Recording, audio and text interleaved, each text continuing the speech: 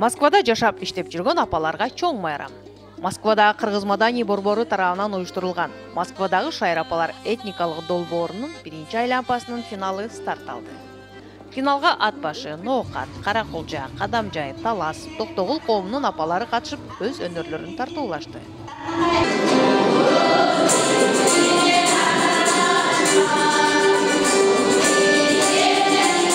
Ак элечек сайма чапан кийинген, жүздөрүнөн кыйла жашоо билинген, караныңдан кагылайын апалар, мен сиздерге таазим кылып ийлемдеп, Москвадагы Кыргыз маданий борбору тарабынан уюштурулган Москвадагы Шайыр апалар долбоорунун алып баруучусу катары, бүгүнкү финалдык чыгарылышта мен бардык Шайыр апаларга ийгиликтер каалаймын.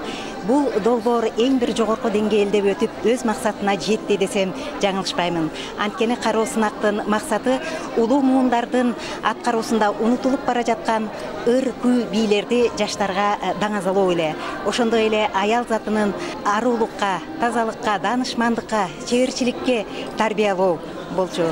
Бул максатта биздин апалар ар бир өзгөчөлүктөрү менен, ар бир өрөөндүн биздин купулубузга толо бизге эң бир жакшы көрсөтүп тааныштырышты. Бүгүнкү финалдык чыгарылышта мен ар бир апага ийгилик каалаймын. Заманыбыздын, үйүбүздүн куту апалар бар болсун. Апалар, ийгилик сиздерге.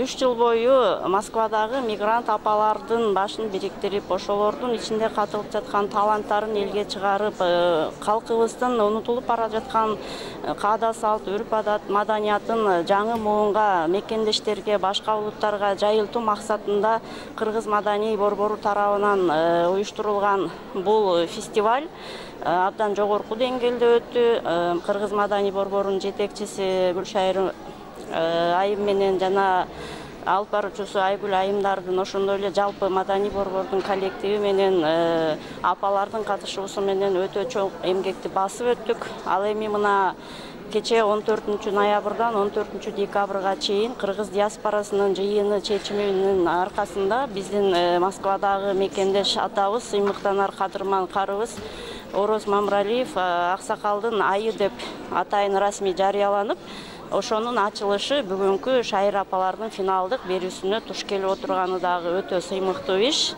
Окуганга, өнөр үйрөнгөнгө эч качан кеч эмес экенин ушул ак элечек апалар дагы бир тастыктап, элибизге, жаштарыбызга чоң үлгү болуп кетти. 60-тан ашса, арты 45-те Кыргыздын бийлерин чимириле бийлеп, мекендештерге, жаштарга өзгөчө дем кубат берип, үлгү көрсөткөнүнө дагы мен өтө сыймыктанам.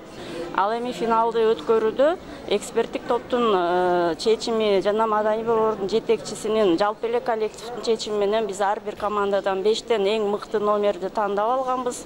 Калыс катары ошол түзүлгөндөн ушул күнгө чейин калыстык менен, аябай кыракылык менен калыстар тобу өтө чоң эмгек жасап өттүк. Биз дагы так баалап, анан бүгүн дагы эми буйруса мыктылардын мыктысын тандап алып, бул жерде атаандаштык эмес, жөн гана апаларга стимул берүү, мындан ары дагы тарап кетпестен ушул эле Шайыр апаларды жайылтып, башка Москва жергесинде жашаган улуттардын арасында дагы өз өнөрлөрүн тартуулап, чыгармачылыкты уланта берет деп ишенем.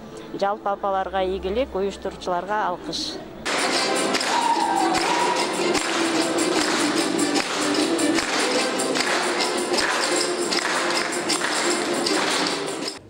Аталган иш-чара улуу атамекендик согуштун ардагери 95 жаштагы Ороз Мамралиев атанын урматына арналды. Кыргыздын өткөн убактагы жашагандарын баарын бүгүн силерге көрсөттү. Агайын туугандарым унутпастан бири-бириңерге жакшы жардам берип, жакшылыкты кылыңар. Жакшылык кишиге кайрылып керек. Өзүңөрдөн болот. Унуткула бүгүнкү күндү. Эстегиле эртеңки күн менен жашасаңар силерге жакшы болот. Ну, поздравляю, мир, голубое небо. Рахмат. Ороз атага дагы ден соолук, узун өмүр каалайбыз. Бар болмосо да.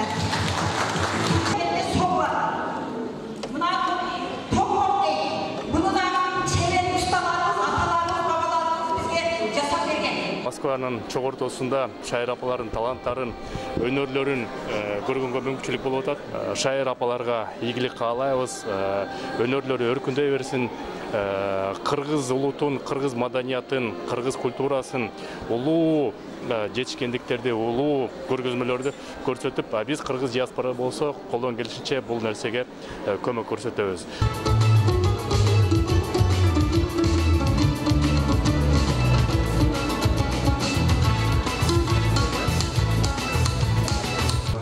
Апаларды колдоп коомдун жетекчилери, ошондой эле маданият, маалымат, спорт жана жаштар саясаты министринин орун басары Союзбек Надырбеков куттукташып ийгилик каалашты.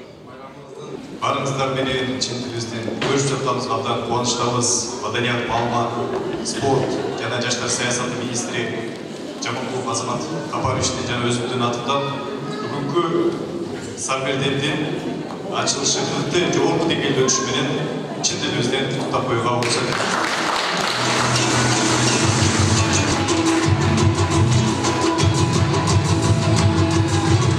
Ошо бөтөн жерде жүрүп, ошол жерде өзүбүздүн дагы каада салтыбызды унутпай калтырбайлык, артка таштабайлык деп, балдарыбызды башка тил менен үйрөнүп кетпесин деп, ушуну кенене балдарыбызга чейин ээрчитип келип көргөзүп отурабыз.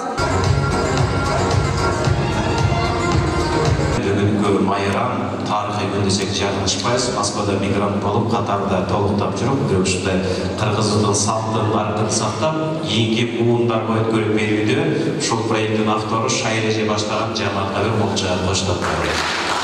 Күчөчө ишибизге ийгилик, аман болуңуз, бар болуңуз. Кара мектептесин айта кетейин, ошол түндүктөн баштап бууктарга чейин жасалган алып келгенбиз. Карамылжан дайымдардан бери калча.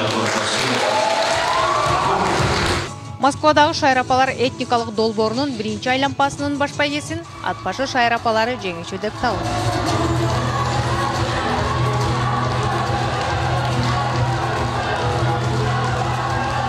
Бүгүнкү жалпы катышкан шайыр апаларга ден соолук каалайм биринчиден. Алтын баштары аман болсун, үй бүлөлүк бакыт каалайм. Кандай жакшы максаттар менен болсо, ошол максаттарына жетип, Кыргызстанга 6 саны аман жетүүсүнү тілектешим.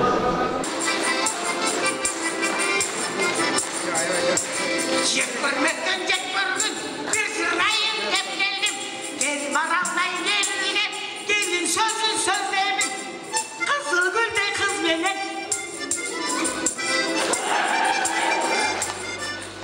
Мадина Жапарова, Гүлдесте Капарова, Равшан Арзиев, Супара каналы, Москва шары, 2021 жыл.